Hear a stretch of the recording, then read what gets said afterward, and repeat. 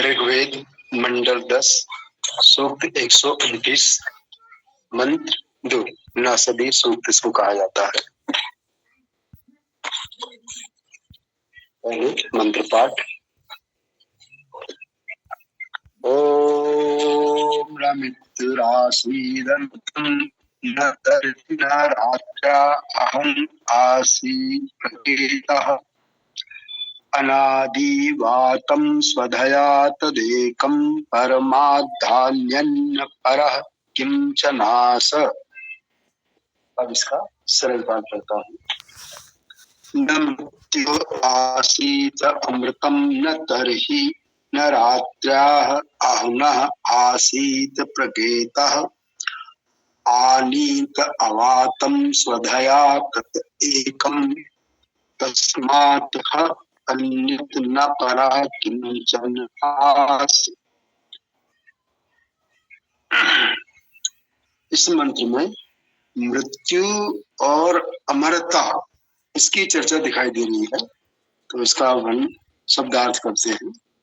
न नहीं, मृत्यु मतलब मृत्यु, मरना, मरण। आसीत अस धातु अर्थ होना, तो आसीत से हुआ था अमृतम,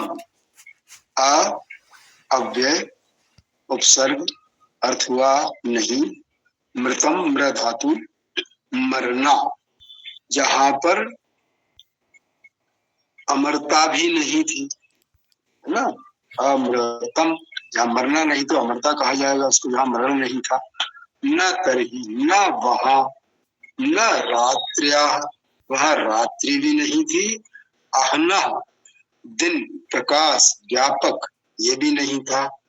आसीत प्रकेत, और वहां ज्ञान भी नहीं था। प्रकेत, प्रकेत प्रकृष्ट ज्ञान को बोलते हैं, या प्रकाश पूर्वक जो हम जानते समझते हैं उसको कहा जाता है। तो प्रकेत। आनीत,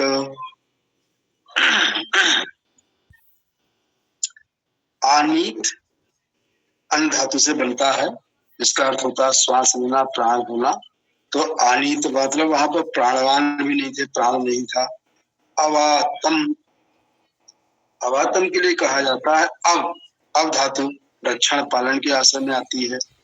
तो रक्षा, वातहीन, गतिहीनता ऐसा भी कुछ नहीं था।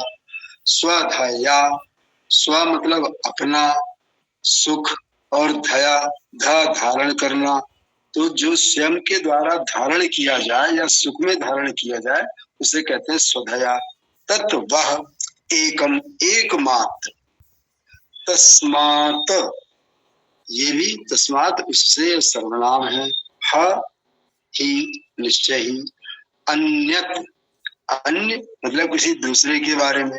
न परः, न दूसरा कोई। किम, किम जो है ये आता है, एक तरह से कह सकते हैं ये अव्यय में ही आता, सर्वनाम की तरह इस्तेमाल होता है ये।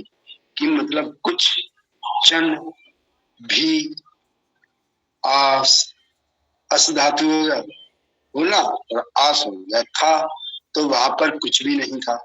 तो अब अपन इसका अर्थ समझने का प्रयास करते हैं। न मृत्यु आसीत, मृत्यु नहीं था, नहीं थी। अमृतम न तरहि, वहां अमरता भी नहीं थी।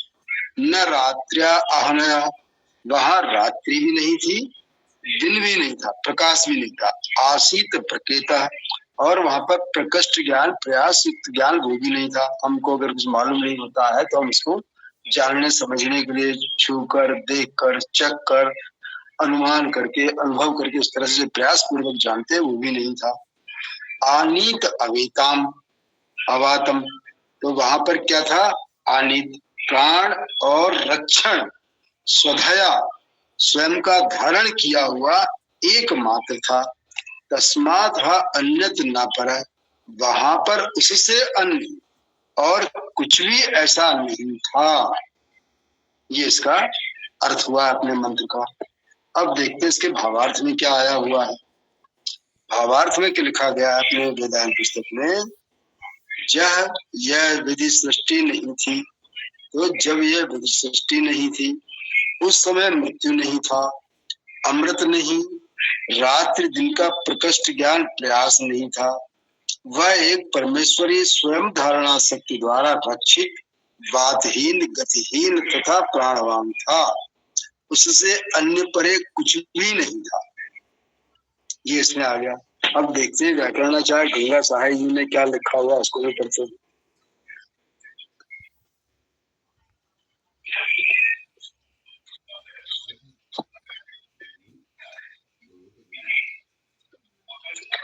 व्याकरणाचार्य जी ने लिखा है, उस समय न मृत्यु थी, न अमृत अमरता का अस्तित्व था, न रात्रि थी, न दिन का ज्ञान था। उस समय एकमात्र ब्रह्मा ही स्वधाया अपनी धारणा शक्ति के साथ अस्तित्वमान था। उससे बढ़कर अन्य कुछ भी नहीं था। ये इसमें अर्थ आया। धन्यवाद जी। बहुत सुंदर है। नासदी सूक्त श्रेष्ठ का सूक्त है। श्रेष्ठ प्रक्रिया के बहुत से सूक्त हैं वेद में, उनमें नासदी सूक्त बहुत प्रसिद्ध भी है। इसमें श्रेष्ठ के पहले की अवस्था बताई जा रही है। जब श्रेष्ठ नहीं था तो क्या था। इसके पहले भी आ चुका है, न सत था न असत था, कुछ भी नहीं था। इसमें भी कहा जा रहा है न मृत्यु है न मरता है, न दिन है न रात है। जब सृष्टि ही नहीं थी तो फिर काहे का दिन हो क्या रात। जब सूर्य ही नहीं है, पृथ्वी नहीं है, तो कहाँ दिन होगा और कहाँ रात्रि। कुछ भी संभव नहीं था। वही कह रहे एकमात्र परमेश्वर ही स्वयं धारणा शक्ति से प्राणवान चेतन था। सृष्टि से पूर्व यदि कुछ था तो केवल एकमात्र परमेश्वर था, उसके अलावा और कुछ था ही नहीं। जो लोग ये प्रयास कर रहे हैं कि द्वैत और अद्वैत, द्वैत, त्रैत आदि बहुत से विचारधाराएं हैं, तो वेद के सभी श्रेष्ठ सूक्तों में अन्यत्र भी बहुत स्पष्ट अनेक बार आया है कि एकमात्र परमेश्वर ही सृष्टि से पूर्व वर्तमान होता है और सब कुछ उसी से उत्पन्न होता है, अंत में उसी में विलीन हो जाता है। ये अनेक बार आया है, तो उसमें कहीं कोई भ्रम वेद की दृष्टि से नहीं होना चाहिए।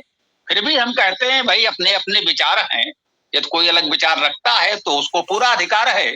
वेद को मानने वाले वैदिक हैं, ये सब दार्शनिक विषय हैं, अनुमान के विषय हैं, तो लोग थोड़ा सा अपना अलग विचार रख सकते हैं, उस पर हमें कोई विवाद विरोध नहीं करना चाहिए।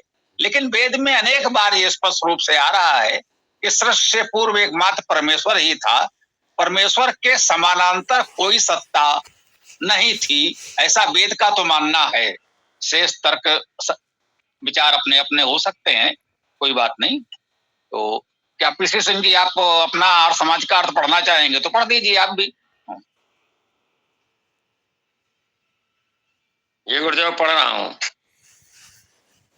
पदार्थ उस अवस्था में न तो मृत्यु आसीत रहता है, न और न उस समय अमृतम काल का नित्य व्यवहार रहता है। आगे पढ़ रहे हैं, अगले पृष्ठ में है।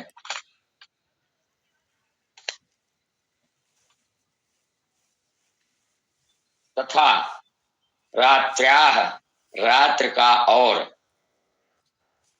अरह दिन का प्रकृतः प्रज्ञापक चिन्ह या व्यवहार रहता है, आसीत रहता है। अवातः कंपन रहित स्वधया प्रकृति से युक्त तत् वह एकम एक ब्रह्म महान परमेश्वर आसीत चेतना का व्यवहार करता है। तस्मात् उससे परे अन्यत दूसरा उसके समान, उससे बड़ा व उस जैसा किंचन कोई नहीं ह्रास रहता है। धन्यवाद गुरुदेव जी।